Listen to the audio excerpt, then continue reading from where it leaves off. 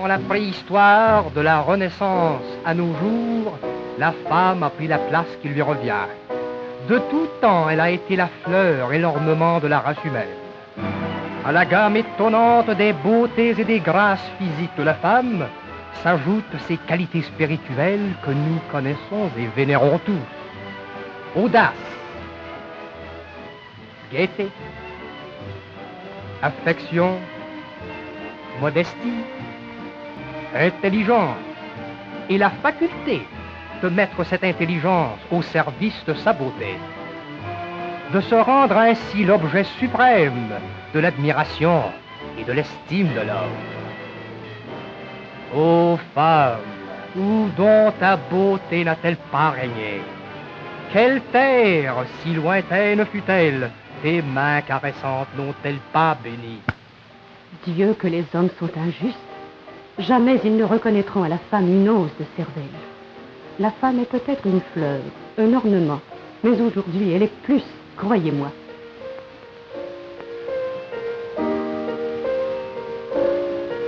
Voyez Aline Beauchamp, une amie à moi depuis mes années de couvent. À la voir, on dirait un papillon.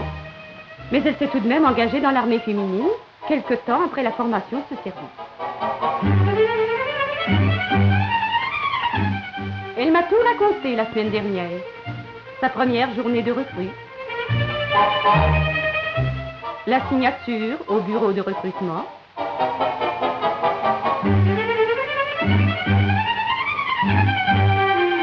Le serment, occasion solennelle.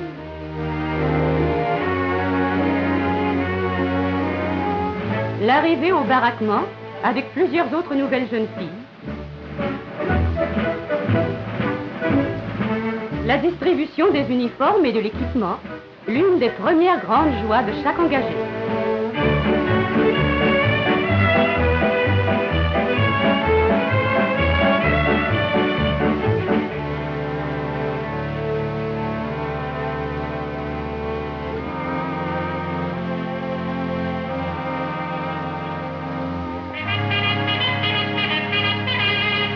Son premier jour au centre d'instruction a été marqué d'impressions multiples.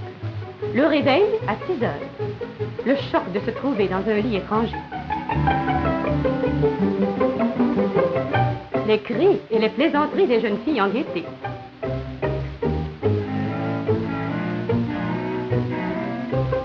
La douche et un grain de poudre dans la salle des ablutions, comme elle l'appelle. Puis, le premier matin d'exercice. Un peu dur pour les jambes qui n'y sont pas habituées.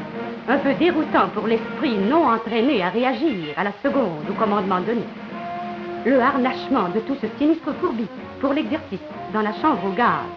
Le truc inoffensif de commander danger passé. Puis de vous faire respirer une bouffée de gaz lacrymogène, histoire de savoir ce que ça donne.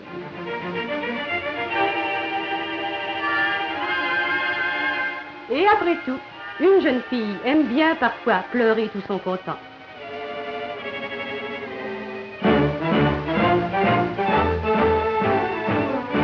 Le dîner dans le réfectoire, avec le bavardage des centaines de jeunes filles qui racontent leur expérience et échangent des notes sur leur situation.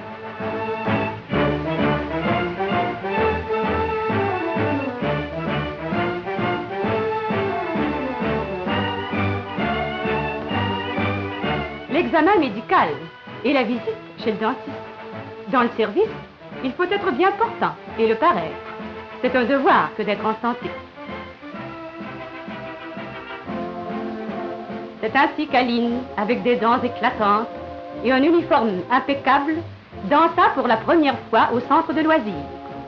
Excellente compagnie, musique entraînante, elle y rencontra des copains épatants et s'amusa fort bien. Aline ne s'était pas engagée pour s'amuser, mais elle s'aperçut que l'armée considère la chose comme très importante. Je parle des distractions, bien entendu.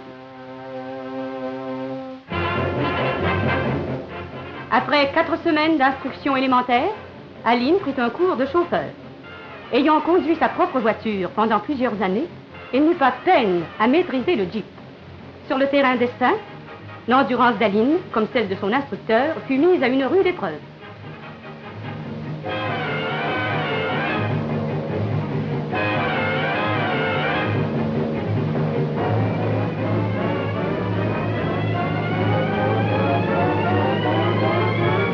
Malgré les côtes, les trous et l'eau, tous deux s'en tirèrent avec le sourire. Quoique l'instructeur, selon Aline, regretta amèrement la perte de son couvre-chef et de sa dignité. Une fois l'épreuve finale franchie, Aline prit la place d'un homme, qui fut ainsi libéré pour une tâche plus dure, outre-mer peut-être.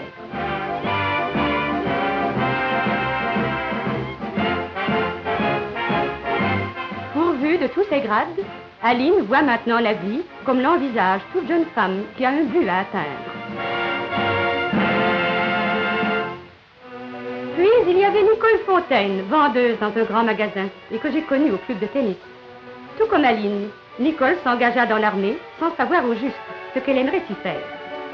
L'épreuve d'orientation que subit tout engagé révéla son habileté technique. C'est ainsi que Nicole devint une spécialiste en TSF et affectée aux appareils émetteurs-receveurs qui forment en quelque sorte le système nerveux de toute armée en campagne.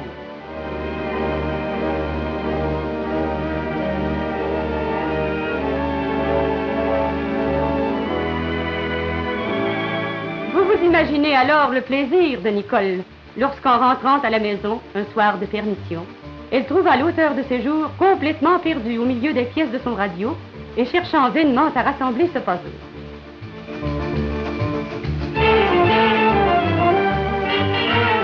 Pauvre lui, avec son marteau.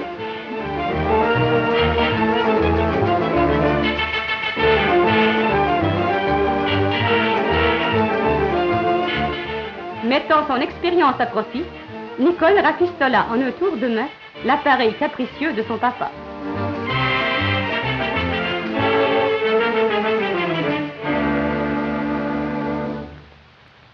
Vraiment, plus j'y pense, plus j'ai la certitude que les femmes ne sont pas seulement de petits êtres charmants, greffés sur un cervelet d'oiseaux. Donnez-leur une tâche à accomplir, et vous verrez. Une autre de mes amies, Colette Moran, ne sortait jamais sans sa petite Léica. Tout l'été, elle ne faisait que de la photo.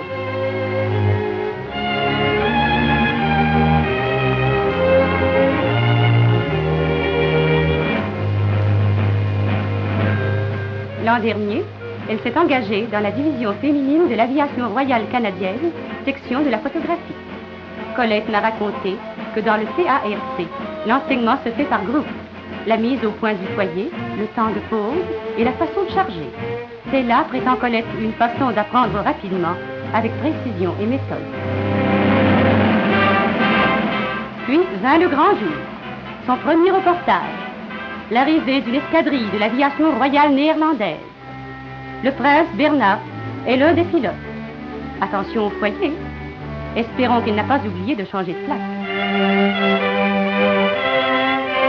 La princesse Juliana accueille son mari, belle instantanée à prendre. Il ne faut pas oublier le nom des personnes photographiées.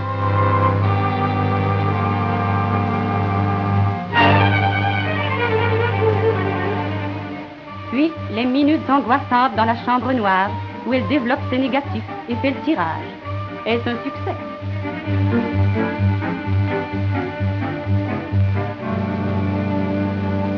Oui, tout est parfait. Et Jean Dupuis est très fier de son élève. Il y a 2 mois, Jean a été transféré outre-mer. Et qui croyez-vous l'a remplacé? Nul autre que Colette Moran, ex-photographe amateur.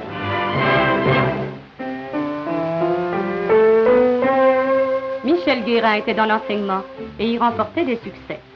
Mais Michel jugea qu'en temps de guerre, elle pouvait faire œuvre plus utile. Aussi s'engagea-t-elle dans le CARC. De maître, elle passa au rôle d'élève et suivit les cours de reconnaissance aérienne. Elle redevint institutrice après quelques mois, mais cette fois avec de grands élèves.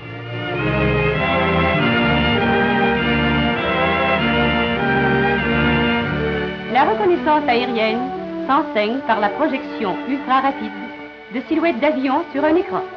En un 20e de seconde, il faut identifier l'appareil. Les chasseurs pilotes filant à 400 000 à l'heure doivent pouvoir identifier tout avion qui traverse leur champ visuel. Voilà pourquoi la tâche de Michel est si importante et pourquoi il s'y plaît tant. Allons, bon, il faut me dépêcher. Sans cela, je vais me faire attraper par Lina. Mais regardez-moi cette photo de John Robinson. Autrefois, il servait au comptoir de tabaconiste à Halifax. Et gentil avec ça. Je l'ai rencontré récemment à l'endroit où je travaille.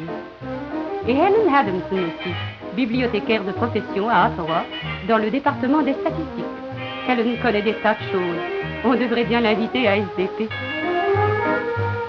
Je songe également à Renée Sévigny, étudiante aux Beaux-Arts, et cordon bleu remarquable. L'an dernier, ces trois jeunes filles, Renée, l'artiste, Hélène, la bibliothécaire, et Joan de Halifax, s'engagèrent presque à la même époque dans la division féminine de la Marine royale canadienne. En compagnie de centaines de jeunes filles de toutes les parties du Canada, elles se rendirent au centre d'instruction des Wren à Galt, Ontario. Il n'y a rien comme cet entraînement, mesdemoiselles, pour retrouver une taille de sylphide et acquérir un contrôle mental et musculaire. En quelques mois, ces recrues devinrent un groupe parfaitement entraîné et prêt à assumer des responsabilités dans le service naval.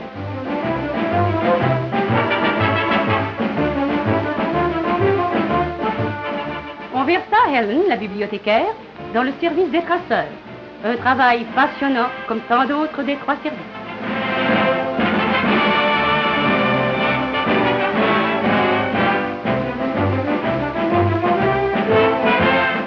Grâce à son expérience, Renée, l'artiste, est aujourd'hui dessinatrice, brevetée, et travaille sur des dessins mécaniques. Joan de Halifax choisit également le dessin et s'occupa bientôt de travaux semblables à ceux de Renée. Il y a loin du comptoir au papier quadrillé, mais Joan maîtrisa en peu de temps les trucs du métier. Aujourd'hui, une nouvelle carrière s'ouvre devant elle dans la chambre des cartes de la Marine canadienne.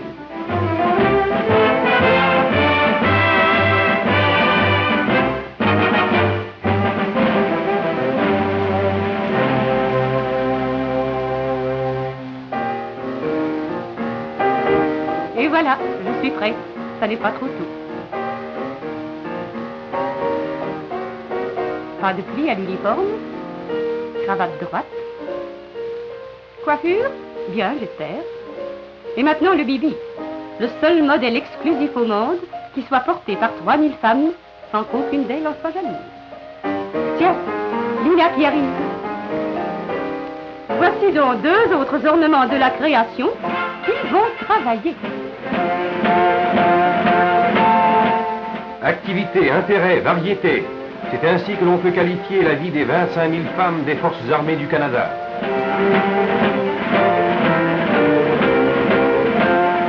Au cours d'un entraînement complet, les exercices de manœuvre enseignent la discipline et la coordination. La santé avant tout.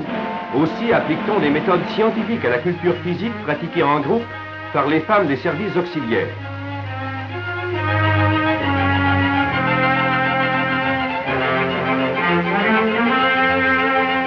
Les sports ont également une large part dans l'entraînement des trois services. En général, quel que soit son sport favori, une jeune fille peut continuer à l'exercer même en uniforme.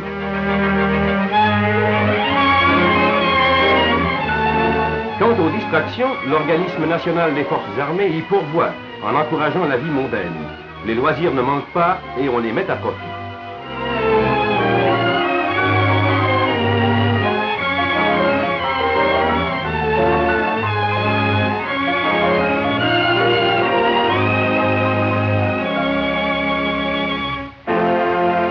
Aux grandes occasions, il est possible de rencontrer d'illustres visiteurs, canadiens et étrangers. Tous les dimanches, on peut voir des jeunes femmes en uniforme se rendant à l'église. Et dans les centres d'instruction, la parade d'église est pratique courante dans le service.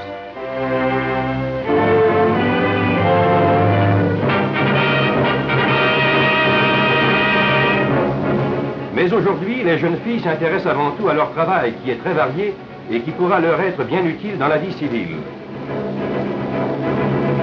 Parmi ces nombreux emplois, il y a de tout. Depuis le jardinage, par exemple les Wren cultivent tous leurs légumes, jusqu'au travail de bureau. Toutes ces fonctions s'offrent aux Wren tout aussi bien qu'aux Quack ou aux jeunes femmes du CARC. Dans l'armée canadienne, dont la puissance agressive dépend de la machine, la femme accomplit des tâches autrefois réservées aux hommes, celles de machiniste et de technicienne. Et voici un autre métier commun aux 3 services féminins, la cuisine, mais une cuisine pantagruélique. Les chauffeuses occupent aussi des situations d'hommes.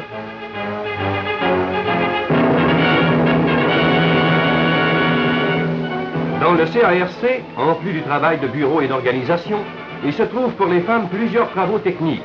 Ces travaux ont toujours été exécutés avec une habileté constante. La sécurité et l'efficacité de nos forces reposent sur le travail nouveau et intéressant accompli si brillamment et si consciencieusement par les femmes canadiennes.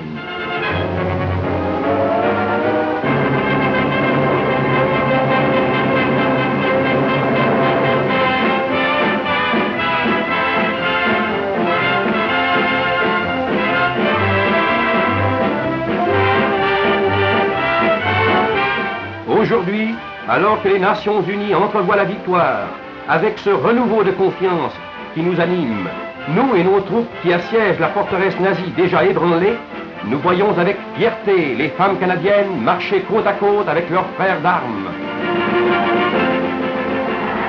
Nos troupes s'embarquent pour les divers fronts avec leurs canons, leur équipement et une foi inébranlable dans la victoire, car ils savent qu'avec eux, les femmes canadiennes travaillent inlassablement.